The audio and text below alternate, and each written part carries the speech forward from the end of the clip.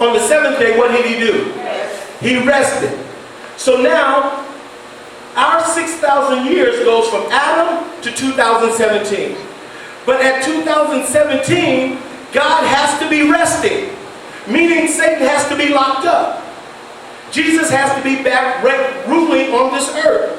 Israel cannot be in the control of Gentiles. So at the end of this 6,000 years is the end of the Gentile era.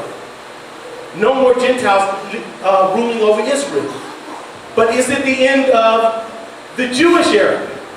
It can't be, right? Because in 2017, Jesus only comes back and rescues them. He comes back and he rescues the nation of Israel. But now what does Jesus have to do? He has to rebuild the temple. Because their time is not over with until the temple is rebuilt and the Spirit of God dwells inside the temple. So now you go down here and you see that the Jews are on a different time calendar. From Adam to Abraham, Abraham is born 1948 years after Adam. Then you have Jesus being born, and then 1948 years after Jesus, you have the nation of Israel being rebirthed. But now, if you're going to have an end time, you see ours is from 1947 to 2017. That's our 70 years, our last 70 years. But their last 70 years started from 1948 and ends in 2018. So therefore, God has Israel on a different calendar from us. And theirs is going to end in 2018. That makes this year more scarier than last year.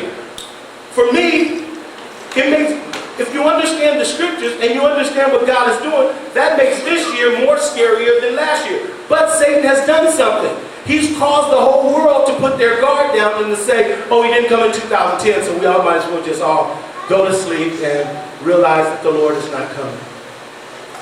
But it's not true. Because Israel's on another 7-year calendar.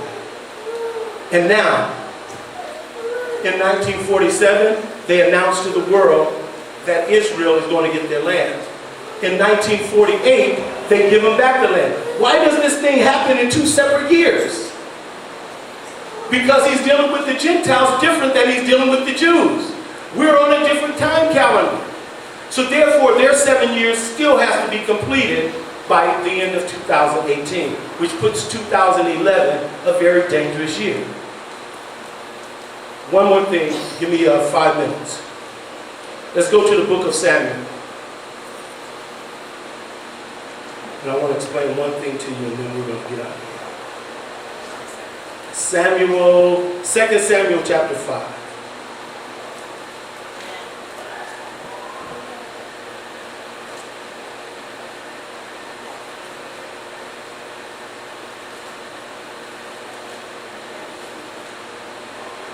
The Lord said that the church is just asleep.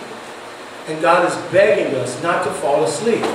You know, among the church right now, nobody's interested in Jesus coming back. The feelings are still hurt over Jesus not coming back when they felt that Jesus would come back. So therefore,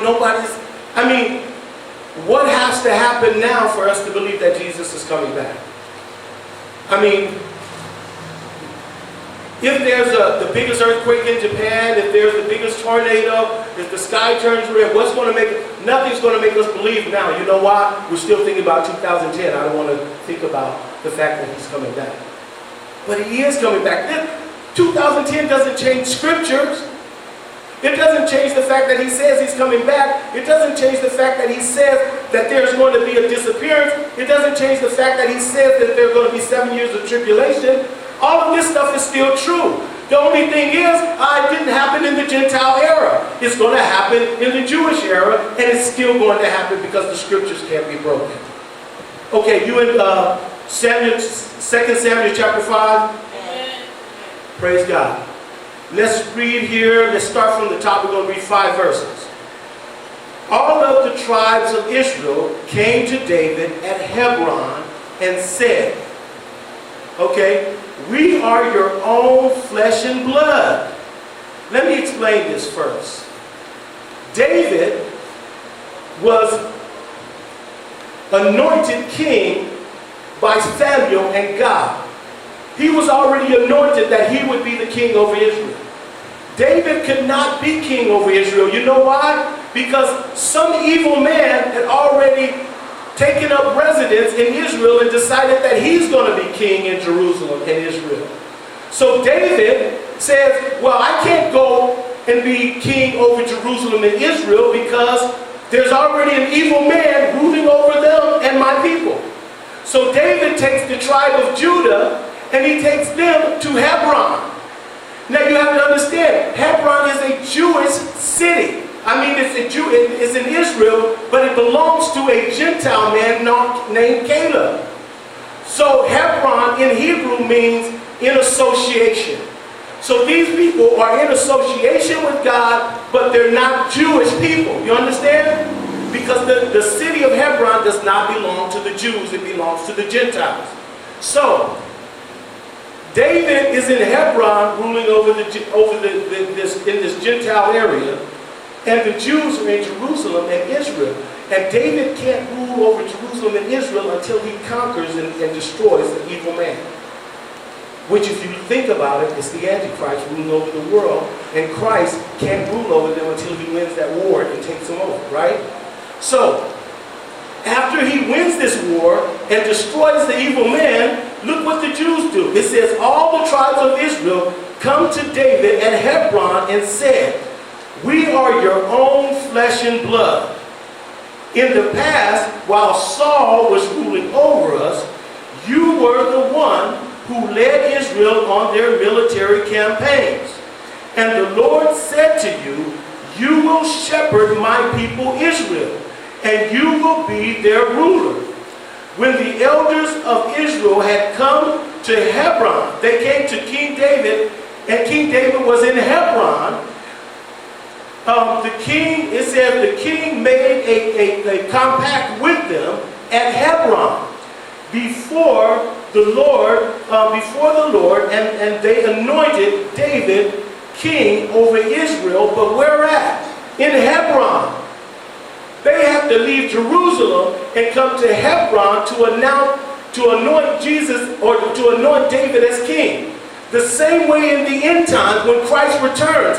Christ cannot go to Jerusalem when he returns. Why? There are going to be dead bodies all over the land. And for 7 months, they're going to be cleaning those dead bodies out of Jerusalem and Israel.